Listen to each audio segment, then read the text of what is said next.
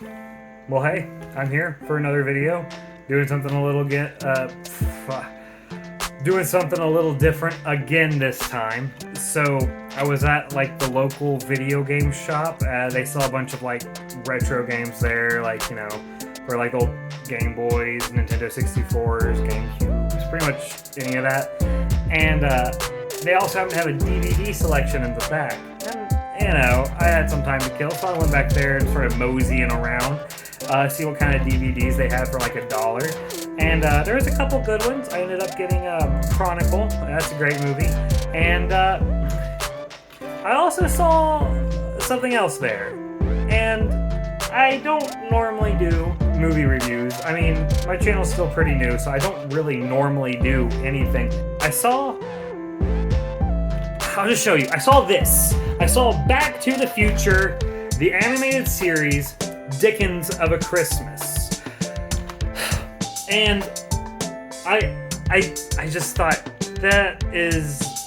that's gotta be video material right there. Like, I've got to record a reaction to that or a review to it or something and make a video out of it, because this seems golden.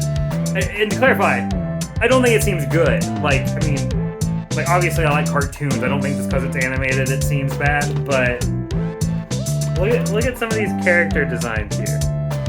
Like, there's no way it's like gonna be great, right? Now keep in mind, I'm gonna go ahead and watch this. In fact, it's still the package. You can tell whoever had this before really cherished it and really liked this movie a lot. But anyway, I'm gonna go ahead and watch this.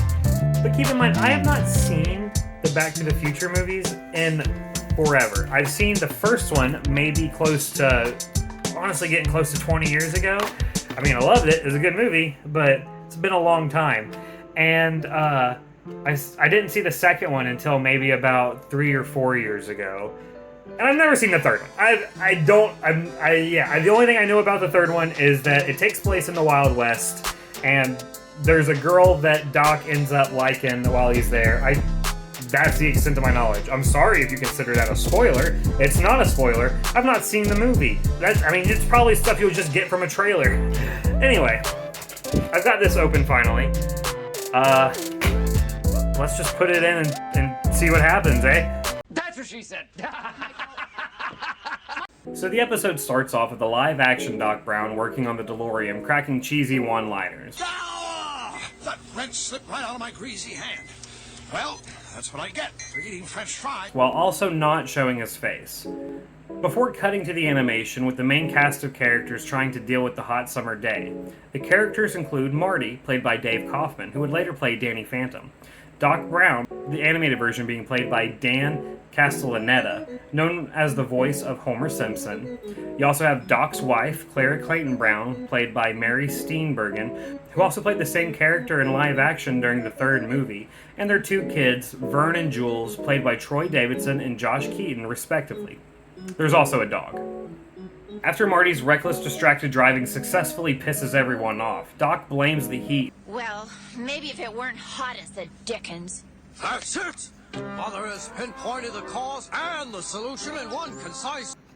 Dickens is in the title of the episode. Decides the best way to deal with the hot day is to travel back in time to the 1800s in December, and no one brings up how that's a little overkill. They just go straight into damaging the timeline because it's hot. Once there, Doc's oldest son, Jules, tells his old man that he wants to hold on to the keys to the DeLorean. You know, the only thing that can bring them back to their time. All because he wants to be seen as a responsible member of the family. But, like, you couldn't have thought of any other way to prove you're responsible other than, like, possibly trapping your family back in time. Doc, being the unhinged man he is, sees no problem with this and hands them right over. Marty is distracted by a girl and follows her into a toy shop, while Doc is distracted by a toy he sees in there, making him nostalgic and wanting to get a better look. Inside, we are introduced to this, mole man? I think we found Dickens. Who is the toy shop's owner. During this, Jules is pickpocketed, losing the keys to the DeLorean he got no more than just 5 minutes ago, and he and Vern go chasing after the thief. Marty and Doc notice this and go chasing after them as well, leaving Clara behind in the shop with the owner and his wife, just as this century's version of Biff Tannen, the bully from the Back to the Future movies, comes in, threatening to put the owners out of business because they're an hour late for their mortgage, and he goes ahead and just sends them off to debtor's prison. After he tries to make a move on Clara and is immediately rejected, she gets thrown into prison as well. Hey, editing Austin. I forgot to mention that Biff, or Tannen, was played by Tom Wilson in this, which is the same guy who played Biff in the live-action movies as well. I just thought that was too interesting to not mention, so I just wanted to include that. Anyway, back to the rest of the video. Meanwhile, Jules and Vern follow the kid who pickpocketed them straight into the hideout of actual murderers. Same as the others. I just hope me neighbours don't complain again about all the racket. They're about to go straight up to kill the boys when the young lad who stole the keys, Reggie, suggests maybe they can earn their keep picking pockets, and the scum lords decide it's worth a shot. What was up with that angle there? No way, Jose!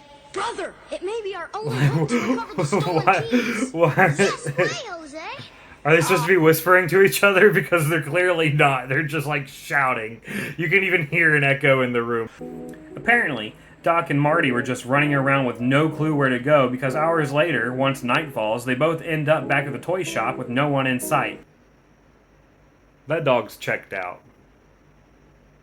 Having no clue where his kids or his wife has gone, Doc goes to a nearby group of carolers and asks if they have seen anything, which they admittedly and hilariously tell them what's transpired in union via song. But one of the beautiful female customer. That lady, she was arrested for tanning her metal testing. His hand on her cheek he rested, and she punched his ticket. What a spouse! And the boys?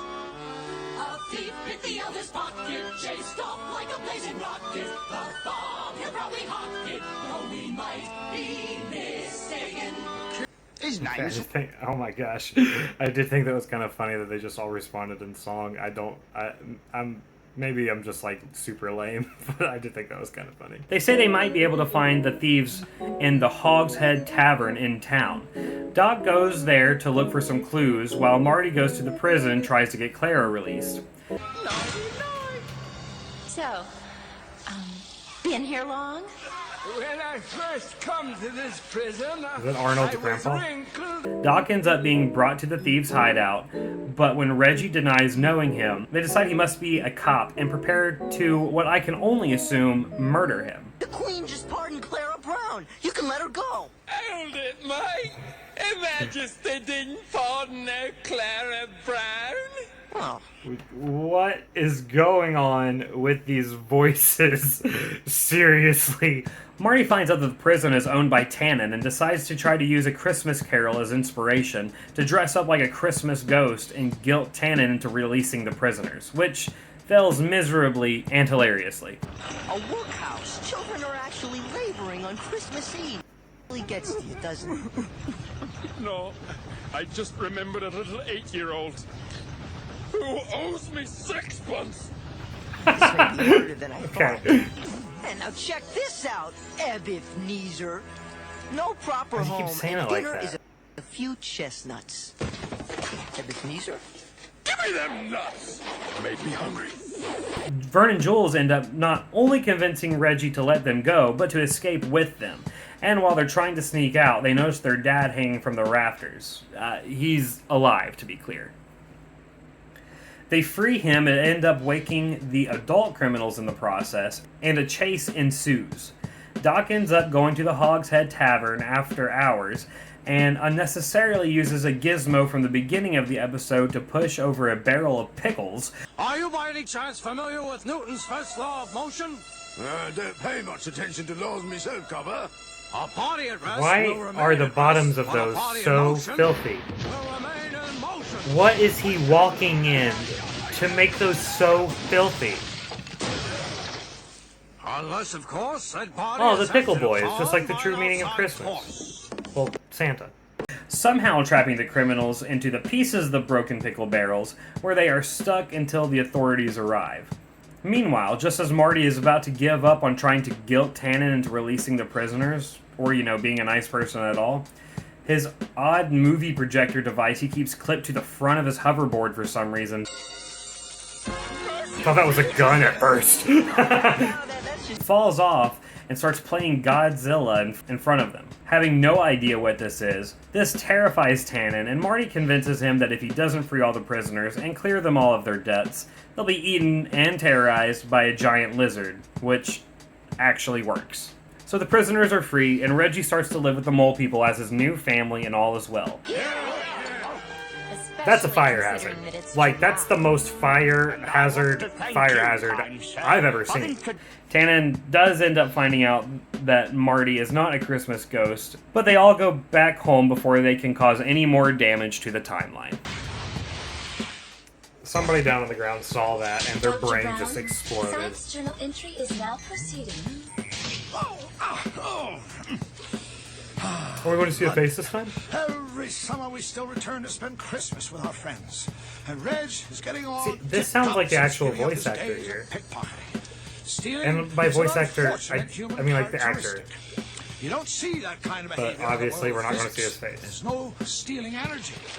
Don't believe me? Access Video Encyclopedia, Section P, for pendulum. Section P. Entry, pendulum.